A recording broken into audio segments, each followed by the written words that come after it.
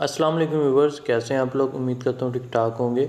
आज हम home tab के अलाइनमेंट ग्रुप के रिबन्स पढ़ेंगे कि अलाइनमेंट के कौन कौन से रिबन हैं। सबसे पहले हम इधर कुछ टेक्स्ट लिख लेते हैं, जैसा कि इधर हम राइट कर लेते हैं नेम लिखने के बाद हम इस सेल की हाइट भी बढ़ा देते हैं और इसकी विड्थ भी बढ़ा देते हैं। ये हमने इस सेल की हाइट भी बढ़ा दी और विड्थ भी बढ़ा दी। अब हम देखते हैं कि अलाइनमेंट क्या फ़ायदा है।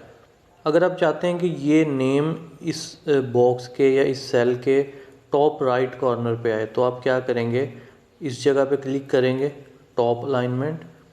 सबसे पहले आप इस सेल पे क्लिक करेंगे, क्लिक करने के बाद इस टॉप अलाइनमेंट पे क्लिक करेंगे, तो ये जो भी आपने टेक्स्ट लिखा हुआ है सेल की टॉप पे आ गया और लेफ़्ट साइड पे आया।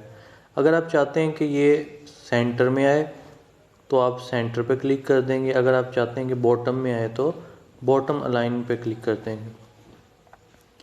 ये तो थी हमारी वर्टिकल अलाइनमेंट, वर्टिकल में टॉप, सेंटर और बॉटम। इसके अलावा हमारे पास हॉरिजेंटल अलाइनमेंट है, जो कि नेम ऑलरेडी लेफ़्ट साइड पे है। ये लेफ़्ट अलाइनमेंट है, इसके बाद सेंटर है और राइट है।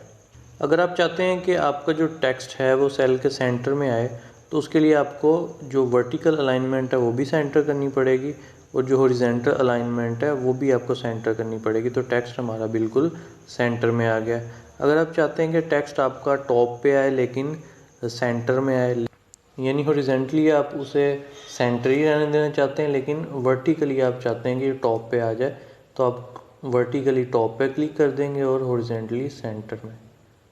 अगर आप टेक्स्ट की डायरेक्शन चेंज करना चाहते हैं तो उसके लिए आप ओरिएंटेशन को यूज़ करेंगे। ओरिएंटेशन पे क्लिक करने के बाद ये डिफरेंट आपके पास एंगल्स आ रहे हैं कि आप किस एंगल पे टेक्स्ट को शो करवाना चाहते हैं। जैसे कि अगर हम एंगल काउंटर क्लॉकवाइज करते हैं तो टेक्स्ट की डायरेक्शन वैसी ही हो जाएगी। अगर आप एंगल क्लॉकवाइज करते हैं तो क्लॉकवाइज हो जाएगी। अगर आप वर्टिकल करना चाहते हैं तो वर्टिकली हो जाएगी। अगर आप टेक्स्ट को रोटेट करना चाहते हैं अप यानी बॉटम से अप, तो आप वो भी कर सकते हैं। अगर टॉप से बॉटम की तरफ रोटेट करना चाहते हैं वो भी कर सकते हैं। उसके अलावा ये भी आपके पास कुछ अलाइनमेंट्स हैं, आप इनमें से जो चाहें अलाइनमेंट सेट कर सकते हैं। इधर से आप पकड़ के जिस साइड पे जिस एंगल में भी टेक्स्ट को रखना चाहें उस पर आप कर देंगे और ओके कर देंगे। उसके बाद आपका डिक्रीज इंटेंट है और इंक्रीज इंटेंट है।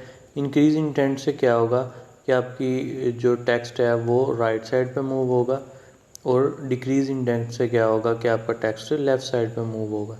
आप यानी लेफ़्ट और राइट साइड पे जो भी जितनी स्पेस रखना चाहें आप इधर से सेट कर सकते हैं।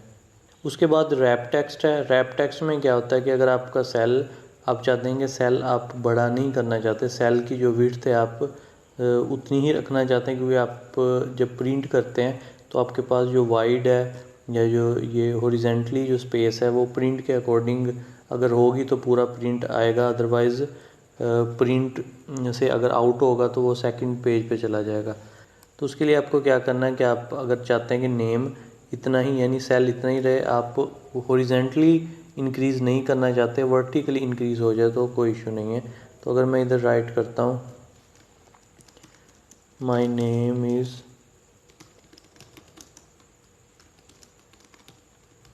मुबशर सईद। अभी तो मैंने राइट किया, अब देखें ये सेल है इसी सेल में लेकिन टेक्स्ट आगे मूव हो गया। अगर मैं इसे डबल क्लिक करता हूँ तो सेल मेरा बड़ा होता है, लेकिन मैं चाहता हूँ कि मेरा सेल हॉरिजेंटली इतना ही रहे लेकिन वर्टिकली अगर इंक्रीज़ हो जाए तो नो इशू, लेकिन जो मेरा टेक्स्ट है वो नेक्स्ट लाइन पे आ जाए। तो उसके लिए मैं क्या करूँगा, इस सेल पे क्लिक करूँगा जिसमें मैंने टेक्स्ट लिखा हुआ है। अच्छा, इसे पता कैसे चल रहा है कि आपका टेक्स्ट इस सेल में है या इस सेल में है? तो देखें अगर टेक्स्ट तो शो इसमें भी हो रहा है, टेक्स्ट इसमें भी शो हो रहा है, टेक्स्ट इसमें भी शो हो रहा है, लेकिन जिस टेक्स्ट में जिस सेल के अंदर ओरिजिनली टेक्स्ट लिखा हुआ जब मैं उस पर क्लिक करता हूँ तो इस जगह पे भी वो फार्मूला बार में भी वो टेक्स्ट आ जाता है। लेकिन जब मैं इधर क्लिक करता हूँ तो फार्मूला बार में नहीं आता, इधर भी क्लिक करता हूँ तो फार्मूला बार में नहीं आता। जब ओरिजिनल वाले सेल पे क्लिक करता हूँ तो फार्मूला बार में पूरा टेक्स्ट आता है। इसका मतलब ये ओरिजिनल जिस टेक्स्ट बॉक्स में है या जिस सेल के अंदर है वो ये वाला टेक्स्ट बॉक्स या सेल है। तो इस पर क्लिक करने के बाद टेक्स्ट रैप पे क्लिक करेंगे तो देखें हमारा टेक्स्ट जो है उसकी विड्थ जो इंक्रीज़ नहीं हुई, लेकिन टेक्स्ट न्यू लाइन पे मूव हो गया। इसके अलावा मर्ज सेल है। मर्ज सेल है कि आप दो या दो से ज़्यादा सेल्स को सेम इकट्ठा करके एक सेल बना सकते हैं। जैसे कि अगर मैं इधर राइट करता हूँ नेम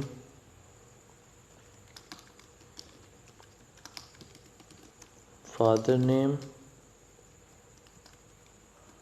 क्लास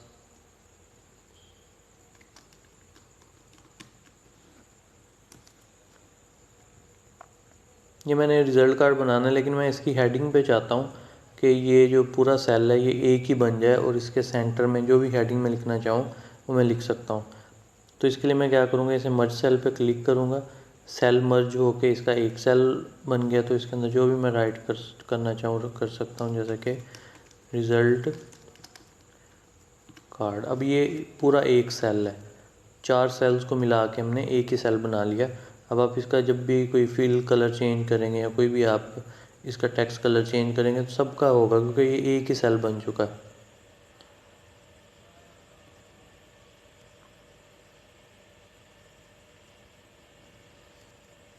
ये देखिए नीचे अलग अलग सेल्स हैं, लेकिन जब इस पर क्लिक करते हैं तो पूरा सिलेक्ट होता है, क्योंकि ये हमने 4 सेल्स को मिला के एक सेल बना लिया, इन्हें मर्ज कर दिया।